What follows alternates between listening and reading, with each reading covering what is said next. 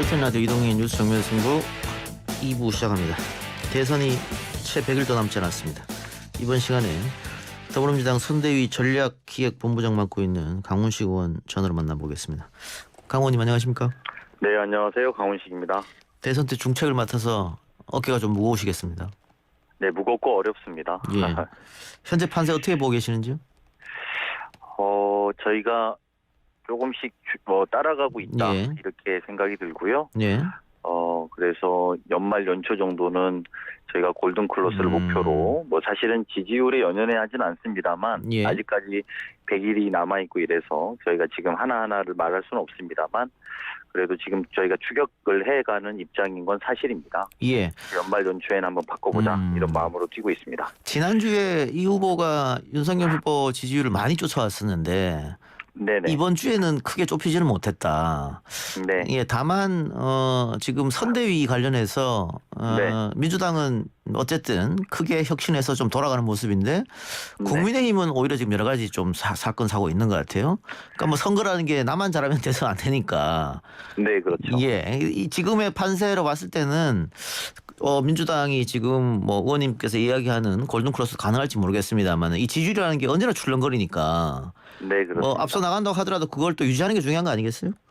네, 저희가 그렇게 좀 겸손한 마음으로 해야 된다고 생각하고 있습니다. 말씀하신 것처럼 저희는 좀 새롭게 기동성 있고 조금 더 민감한 선대위를 만들고 동시에 사실상의 선대위원회에 새로운 세대들을 좀 불러넣고 있는 작업들을 하고 있습니다. 예. 그래서 새로운 미래 세력들이 함께 해보겠다라는 흐름을 좀 만들고 있고요. 안타깝게도 제가 남의 다른 정당에 대해서 이렇게 평가할 건 아닙니다만 윤석열 후보가 그 김종인 위원장을 모시는 것을 직접 가고도 실패하고 그리고 이어서 우리 홍준표 후보를 원팀으로 만드는 데도 실패하고 또 지금 이준석 대표까지도 약간 파동처럼 만들어지고 있어서 사실은 저희가 조금 더 오히려 저희가 실수하지 말아야겠다는 생각으로 지금 국민의힘을 바라보고 있는 것은 사실입니다. 예.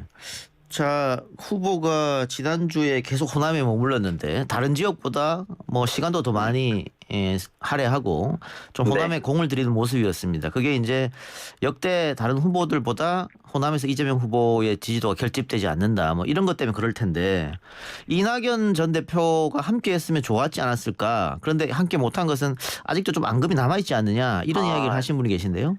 네, 아닙니다. 저희가 이낙연 전 대표께 미리 연락을 드리고 사실은 일정을 준비한 건 아니었습니다. 호남을 가는 데 있어서 그런 건 아니었고 오히려 비서실장의 이낙연의 마음을 제일 잘하는 이낙연 대표의 마음을 제일 잘하는 분을 저희가 비서실장으로 모신 거니만큼 저희가 원팀 기조 또 함께하는 기조에는 흔들림이 없다고 국민들께 보고 드릴 수 있을 것 같고요. 아우러 정무실장의 윤건영 의원을 배치한 것도 또 대통령의 복심이라고 불리던 분 아닙니까? 그래서 저희가 어쨌든 그런 초재선으로 이루어졌지만 어쨌든 그런 원팀의 기조들은 함께 유지하고 있다라고 보고 드릴 수 있습니다. 예. 자, 어제 상임선대위원장에 30대 여성 군사 전문가인 조동현 교수가 영입됐고 오늘 후보와 함께 또 카메라 앞에 섰습니다. 지금 인터넷 커뮤니티를 보니까는 보수 커뮤니티, 진보 커뮤니티 할 것 없이 일단은 다들 기대를 하는 분위기더라고요. 영입에 일단 성공을 한 것 같습니다. 네, 사실은 어렵게 모셨습니다. 그리고 우주산업, 그러니까 저희가 뉴스페이스의 뉴페이스라고 이렇게 표현을 하는데요. 새로운 대한민국의 먹고 살 거리 우주산업도 그리고 군사 이것들이 중요한 의미는 스타트업들을 미국 같은 경우에 스타트업들은 군사산업과 우주산업에서 다 스타트업들이 투자되고 지원되거든요. 그래서 새로운 시장과 성장을 개척할 수 있다라는 기대감을 갖고 있고요. 다만 이제 우리 조동현 위원장님의 과거 스토리 또한 아시겠습니다만 육사를 가서 또 정말 어렵게 성장하고 육사를 가서 또 거기에서 본인이 그 케네디 스쿨에 케네디 스쿨까지 졸업할 정도의 재원으로 성장했기 때문에요. 그리고 군에서도 군복무도 굉장히 훌륭하게 했고요. 그래서 저희는 기대감을 갖고 일각에서는 이수정 국민의힘의 선대위원장하고 비교합니다만 저희는 그렇게 봐주지 마시고 이준석 대표가 과거 국민의힘의 어떤 활기를 불러 일으켰듯이 조동현 위원장이 민주당의 새로운 활력을 불어일으킬 거라고 저는 기대하고 오히려 이준석 대표에 상대하는 여기도 새로운 흐름들을 만들고 있구나. 이렇게 좀 해석해 주시면 감사하겠습니다. 알겠습니다. 근데 관련해서 이 조교수 영입과 관련해서 지금 벌써 보수 쪽 특히 가로세로 연구소 강용석 씨 같은 사람이 제보가 쏟아지고 있다. 뭐 이런 얘기를 하던데 선대위 초반에 지금 선대위 말고 예전 선대위 초반에 김혜경 씨에 대한 가짜 뉴스에 대해서 제대로 대응을 못해서 찌라시로 많이 퍼졌지 않습니까? 가짜 뉴스가. 네. 이번에도 지금 보니까는 이게 벌써 이게 흠집내기가 들어가는 것 같은데 이번에는 어떻게 빠르게 대응합니까?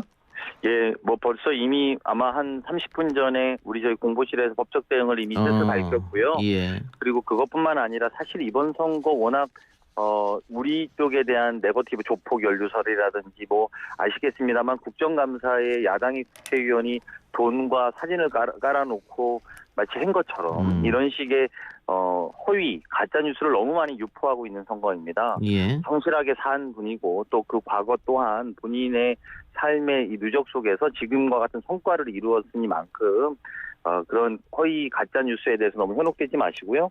좀 보시면 또 지켜보시면 충분히 그분의 진정성을 이해하실 거라고 믿고 있습니다. 예. 이 와중에 윤석열 후보가 기성세대를 비하하는 발언을 해서 논란이 있었는데 이게 민주당의 황운하 의원도 역시 윤석열 후보 지지자를 폄하하는 SNS 글을 썼다가 물론 지우긴 했습니다만 결국 사과까지 했습니다. 이런 민감한 시기에 의원들이 조금 조심해야 되지 않을까요? 이런 것도 다 지지도와 또 표로 연결될 텐데. 그렇습니다. 저희 조심해야 되고요. 제가 맡은 데가 전략기획본부인데 저희 안에서도 내부 문서를 만들어서 저희가 조심해야 될 말들에 대해서도 아마 회람하고 싶을 정도로 저희가 고민하고 있다는 보고 말씀드리고 또 의원들도 뭐 인터뷰나든지 아니면 페이스북에 대한 본인의 활동을 합니다만 오히려 지금은 어느 쪽이든 영린을 건드려서는 안 되는 상황이거든요. 그래서 그런 것들에 예의하고 몸가짐을 조심해야 된다고 생각하고 있습니다. 홍준표를 지지했던 수많은 2030 표가 지금 어쨌든 붕 떠 있는 상태입니다. 윤석열, 이재명 그 누구한테도 마음을 주지 않고 있는 상황인데 2030을 잡을 나름의 대책을 갖고 계신지요? 네. 저희가 어떤 세대에 대해서 소홀히 할 수 있겠다고 말하겠습니다. 특히 2030 세대 후보도 그렇게 인식하고 있습니다만 한국 사회에 페미니즘이 좀 필요하고 구조적인 여성에 대한 우대가 필요하다고 생각은 합니다만 특히 20대의 남성에 대해서는 귀를 기울이고 들어줘야 된다. 우리 사회가 그런 들어주는 노력을 해야 된다라고 인식하고 있는 이만큼 그런 것들이 반영된다면 또 20대 여성들도 마찬가지고요. 그렇게 청년 세대랑 소통하려고 하는 그런 후보이니만큼 좀 나아질 거라고 보고요. 아시겠습니다만 어느 지역을 가도 가급적이면 대학교 학생들과의 간담회 토론회에 그냥 리얼 토크, 그냥 민낯 토크를 하고 있습니다. 그래서 그런 진정성이 시간이 지나면 알려질 거라고 믿고 있고 저희는 거기에 기대하고 있습니다. 예. 어제 이재명 후보 부인이죠. 김혜경 씨가 JTBC와 인터뷰를 했는데 이제 본격적으로 대언론 활동을 하지 않느냐 이런 얘기가 많이 나왔습니다. 오늘 보니까 조회수도 상당히 많이 나왔던데 이준석 대표가 그런 활동이 투표에 도움이 되겠느냐 이런 회의적인 발언을 했는데 어떻게 보고 계십니까? 그렇게 말하는 것보다도 국민들에 대한 예의는 윤석열 후보의 부인이 되시는 분도 나와서 인사하고 국민들에게 함께 검증받아야 된다고 생각합니다. 왜냐하면 법적으로 영부인이라는 위치를 보장받고 국민의 세금으로 우리는 그 영부인을 보좌하게 되어 있습니다. 국민들에 대한 예의라는 것은 대통령 한 명도 중요합니다만 영부인도 함께 선택할 수 있는 권리가 국민들에게 있다고 생각하고요. 그런 면에서 보면 저희 김혜경 씨, 저희는 이제 후보자 부인을 김혜경 씨라고 이름을 부르기로 했는데요. 김혜경 씨가 언론에 대해서 자주 할 계획을 갖고 있지는 않습니다만 자연스럽게 노출되는 만큼 국민들이 판단하고 평가하실 거라고 기대하고 있고 야당도 국민에게 당당하게 나와야 될 거라 저는 이렇게 생각합니다. 혹자들은 김건희 씨 등판이 쉽지 않을 거다 이렇게 보고 있던데 의원님께서는 등판하리라고 보십니까? 전략하는 사람들 입장에서는 모든 걸 보수적으로 생각합니다. 김건희 씨도 등장할 거라고 생각하고요.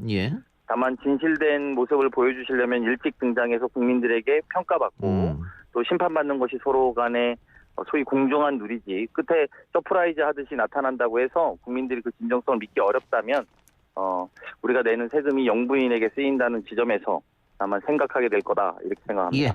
이준석 대표 이야기 나왔으니까는 뭐 의원님도 잘 알고 계시겠습니다만 네. 이 대표 패싱 문제가 나오고 오늘 모든 일정을 취소했는데 이게 뭐 당무 거부로 이어지는지는 잘 모르겠는데 어쨌든 이게 대표 사퇴까지 가지 않겠느냐 이런 지적도 있긴 합니다. 지금 국민의힘 상 어떻게 보고 계세요?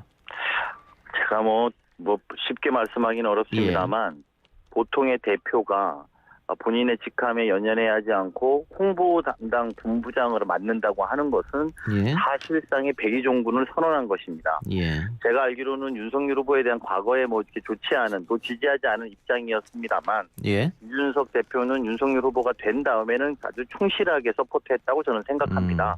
그럼에도 불구하고 더군다나 본인을 사실상 백의종군하듯이 홍보본부장으로 내려놨음에도 불구하고 당대표로서의 기본적인 권위, 위치를 지켜주지 않는 것은 후보로서 적절하지 않은 판단이었다. 저는 이렇게 생각하고요. 예. 앞서 말씀드린 것처럼 김종인 위원장과의 하나되지 못한 모습, 그리고 홍준표 의원과의 하나되지 못한 모습, 또 이준석 대표까지 하나되지 못한다면 사실은 정치적 리더십이라는 것은 다른 색깔을 하나로 만들 때 발현되는 거거든요. 예. 그런데 그런 정치적 리더십 또 본인이 지도자로서의 모습을 본다면 아주 부족한 지점을 노출시킨 것 아니냐고 생각이 들고요. 그냥 여기저기 휘둘리다가 선거를 끝내는 것 아닌가라는 걱정을 할 수 있다고 봅니다. 예. 끝으로요. 이번 주에 후보가 서울 지역을 돕니까? 아닙니다. 이번 주에는 전북으로 내려갈 계획입니다. 예. 메타버스 말씀하시는 것 같은데요. 예. 평일날은 서울에 계시고요. 예. 주말에는 전북에 내려갈 계획입니다. 예. 제가 이런 질문 드린 이유가 지금 서울이 과거 민주당을 사랑하던 서울이 아니다. 네. 그러니까 김대중 서울 불패 이후로 민주당이 서울에서 고전한 적이 없는데 이번에는 각종 여론조사에서 한 번도 거의 뭐 이긴 적이 없는 이제 지지율이 나오고 있거든요. 서울을 어떻게 공략할 것인가? 서울 자체를 어떻게 공략하느냐, 20대를 어떻게 공략하느냐 하나하나가 사실 저희한테 어려운 숙제인데요. 예. 부동산의 문제에 대해서 또 자영업자의 코로나19의 어려운 문제에 대해서 결국은 경제를 성장시키고 부동산을 안정시킬 후보를 선택할 거라고 봅니다. 예. 그리고 부동산도 점차 저희로서는 안정될 거라고 생각하고 있는데요.